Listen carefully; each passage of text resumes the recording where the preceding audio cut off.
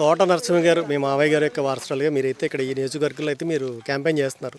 అంటే ఎలా అనిపిస్తుందో ఒకవేళ ఈ క్యాంపెయిన్ విషయంలో ఇక్కడ ఉండే సమస్యలు మీ దృష్టికి వచ్చాయా? మీరు అసలు వీళ్ళది ఏమైనా పరిశీలించారా అసలు మీరు? అడగడం జరుగుతుందండి. అందరూ కూడా జగనన్న పెట్టిన పథకాలకి చాలా ఆనందంగా ఉన్నారు. ఆ పథకాలకి చాలా విశేషమైన స్పందన లభిస్తుంది. అక్కడ ఇక్కడ చిన్న చిన్నవైతే ఉన్నాయి. ఇళ్ళ పట్టాల కోసం వాటి కోసం వీటి కోసం అడగడం జరుగుతుంది.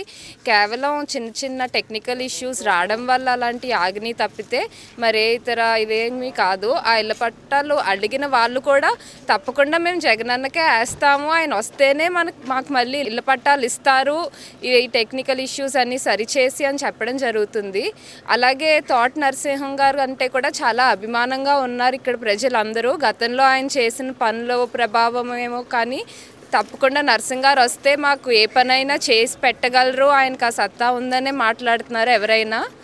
చాలా విశేషమైన స్పందన లభిస్తుంది మాకైతే. మేము రేపు రాబోయే ఎన్నికల్లో భాగంగా నా భర్త తోట నరసింహ గారు జగ్గంపేట నియోజకవర్గానికి ఎమ్మెల్యే అభ్యర్థిగా వైఎస్ఆర్సీపీ తరఫున పోటీ చేయడం జరుగుతుంది.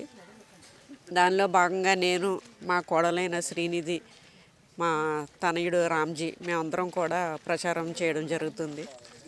ఏ గ్రామం వెళ్ళినా కూడా చాలా పెద్ద ఎత్తున మంచి ప్రజాస్పందన అయితే మాకు కనపడుతుందండి ఎక్కడ చూసినా కూడా.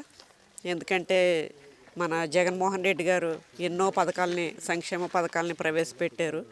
అన్నిటినీ కూడా అమలు చేస్తున్నారు. అందరికీ చక్కగా పథకాలన్నీ అందుతున్నాయని ప్రతి ఒక్కరూ కూడా ఎంతో ఆనందం తెలియజేస్తూ మళ్ళీ మేము రాబోయే ఎన్నికల్లో మేము జగన్ గారికి ఫ్యాన్ గుర్తుకే మేము ఓటేసి ఆ బాబునే మేము గెలిపించుకుంటాం. ఎందుకంటే మాకు ఇంటికి పెద్ద కొడుకుగా ఉన్నాడు ఆయన.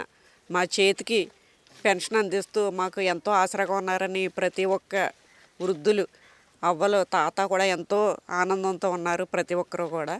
మళ్ళీ మనకి జగన్ గారు వస్తేనే మరిన్ని మంచి పథకాలు అందుతాయనే మంచి విశ్వాసంతో కూడా ప్రజలందరూ ఉన్నారు. అందుకని తప్పకుండా విజయం తథ్యమని నేను భావిస్తున్నాను. అంటే ఒకే కుటుంబంలోంచి ఇద్దరు మహిళలు అయితే ప్రచారంలో ఉన్నారు. అంటే ఇక్కడ మహిళలకు సంబంధించినటువంటి ప్రాబ్లమ్స్ కానీ వీళ్ళ అభ్యున్నతికి కానీ ఏమైనా ప్రత్యేకంగా ఏమైనా మీరు దృష్టి పెట్టే అవకాశం ఉందంట? తప్పకుండానండి. ఎందుకంటే మాకు గత 20 ఏళ్ల నుంచి నాకైతే రాజకీయంగా, అంటే 20 ఏళ్ళ నుంచి కాదు, అంతకు ముందు నుండి కూడా మా నాన్నగారు పొలిటికల్గా ఉన్నారు. కాబట్టి నాకు కొద్దిగా ప్రజలతోటి దగ్గర సంబంధాలే ఉన్నాయి. ఆ దిశగా కూడా నాకు అవగాహన కూడా ఉన్నది. మా కోడలికి కొత్త అయ్యి ఉండొచ్చు, కానీ మాతో పాటు తను కూడా చక్కగా కలిసిపోయి తను కూడా ఎవరు వచ్చినా కూడా రిసీవ్ చేసుకోవడం, అన్నీ కూడా సమస్యలు ఏదన్నా ఉన్నా కూడా నేను క్లియర్ చేస్తానని మాకు చెప్పడం కూడా జరుగుతుంది. మేము ఒక్కడమే కాదండి, మా కుటుంబం మొత్తం, మేము, నా భర్త, నేను, మా కోడలు, మా అబ్బాయి కూడా సేవకే మా జీవితాలు అంకితం చేస్తున్నామని తెలియజేసుకుంటున్నాను.